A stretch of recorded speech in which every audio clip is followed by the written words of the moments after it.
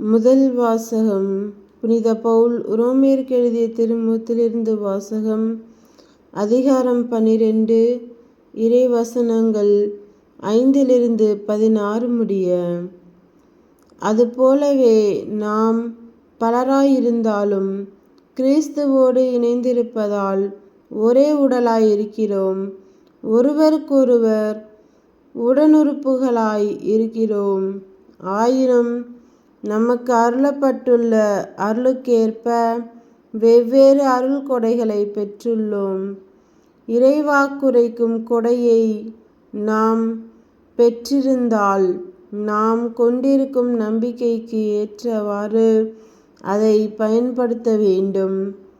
தொண்டாற்றும் கொடையை நாம் பெற்றிருந்தால் அதை தொண்டு புரிவதற்கு பயன்படுத்த வேண்டும். கற்றுக் கொடுப்பதிலும் ஊக்கமூட்டுவோர் ஊக்கம் தருவதிலும் நமக்குள்ளதை வழங்குவோர் தாராளமாய் கொடுப்பதிலும் தலைமை தாங்குவோர் முழு ஆர்வத்தோடு செயல்படுவதிலும் இரக்கச் செயல்களில் ஈடுபடுவோர் முகமலர்ச்சியோடு அவற்றை செய்வதிலும் தாம் பெற்ற அருள் கொடைகளை பயன்படுத்த வேண்டும். உங்கள் அன்பு கள்ளமற்றதாய் இருப்பதாக. தீமையை வெறுத்து நன்மையையே பற்றி கொள்ளுங்கள். உடன்பிறப்புகள் போன்று ஒருவருக்கொருவர் உலங்கனிந்த அன்பு காட்டுங்கள். பிறர் உங்களை விட மதிப்புக்கு உரியவர் என எண்ணுங்கள். விடாமுயற்சியோடும் ஆர்வமிக்க உள்ளத்தோடும் ஆண்டவருக்கு பணிபுரியுங்கள்.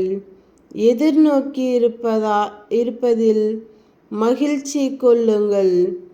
துன்பத்தில் தளரா மனதுடன் இருங்கள். இறைவேண்டலில் நிலைத்திருங்கள்.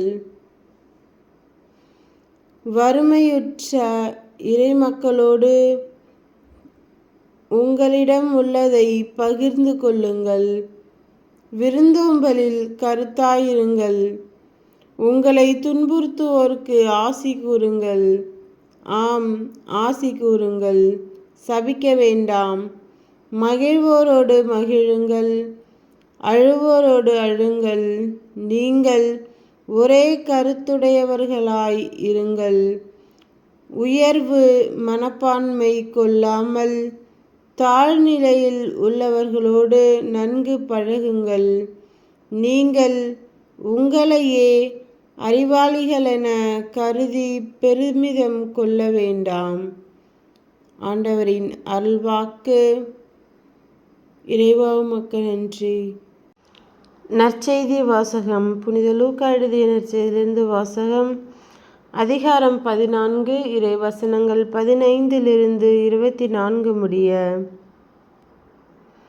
இயேசுவோடு பந்தியில் அமர்ந்தவர்களுள் ஒருவர் இவற்றை கேட்டு அவரிடம், இறையாட்சி விருந்தில் பங்கு பெறுவோர் பேறு பெற்றோர் என்றார். இயேசு அவரிடம் கூறியது, ஒருவர் பெரிய விருந்து ஒன்றை ஏற்பாடு செய்து பலரை அழைத்தார். விருந்து நேரம் வரவே அவர் அழைப்பு பெற்றவர்களிடம் தம் பணியாளரை அனுப்பி, வாருங்கள், எல்லாம் ஏற்கனவே ஏற்பாடு செய்தாகிவிட்டது என்று சொன்னார். அவர்கள் எல்லாரும் ஒருவர் பின் ஒருவராய் சாக்கு போக்கு சொல்லத் தொடங்கினார்கள். முதலில் ஒருவர், வயல் ஒன்று வாங்கியிருக்கிறேன், அதை நான் கட்டாயம் போய் பார்க்க வேண்டும், என்னை மன்னிக்க வேண்டுகிறேன் என்றார். நான் 5 ஏர்மாடுகள் வாங்கியிருக்கிறேன், அவற்றை ஓட்டி பார்க்க போகிறேன், என்னை மன்னிக்க வேண்டுகிறேன் என்றார் வேறொருவர். எனக்கு இப்போதுதான் திருமணம் ஆயிற்று, ஆகையால் என்னால் வர முடியாது என்றார் மற்றொருவர்.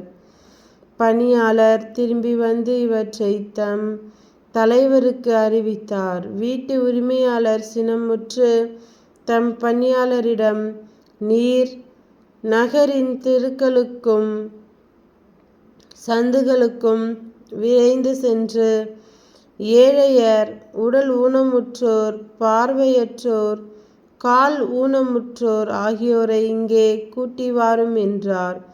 பின்பு பணியாளர், தலைவரே, நீர் பணித்தபடி செய்தாயிற்று, இன்னும் இடமிருக்கிறது என்றார். தலைவர் தம் பணியாளரை நோக்கி, நீர் வழியோரங்களிலும் நடைபாதைகளிலும் போய் எனது வீடு நிரம்பும் அளவுக்கு மக்களை வற்புறுத்தி கூட்டி வாரும்.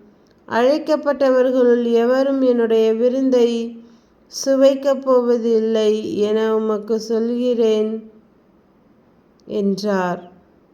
கிறிஸ்துவின் நற்செய்தி. கிறிஸ்துவே உமக்கு புகழ்.